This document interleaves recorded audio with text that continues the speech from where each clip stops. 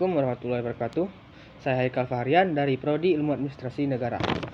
Nah, di sini saya akan sedikit menjelaskan tentang Kanun Mukuta Alam. Nah, jadi Kanun Mukuta Alam adalah suatu hukum tradisional yang berasal dari Aceh.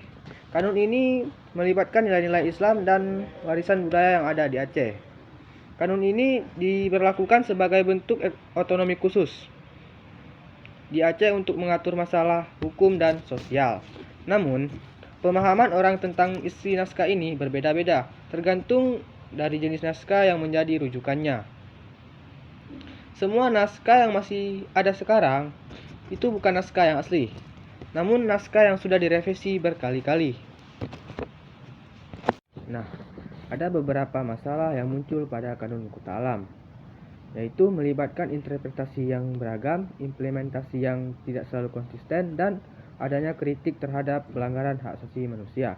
Beberapa pihak menganggap bahwa aspek-aspek tertentu dari kanun tersebut mungkin tidak berjalan dengan standar hak asasi manusia universal.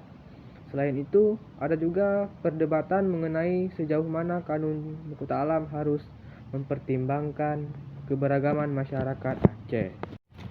Kesimpulan dari Kanun Mukuta Alam.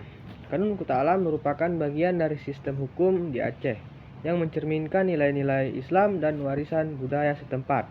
Meskipun telah memberikan dasar hukum regulasi di tingkat lokal, kanun ini juga menimbulkan beberapa pendapat terkait interpretasi, konsistensi, implementasi, dan kepatuhan terhadap hak asasi manusia.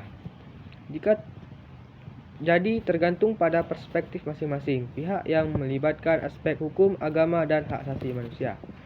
Sekian dari penjelasan saya. Wassalamualaikum warahmatullahi wabarakatuh.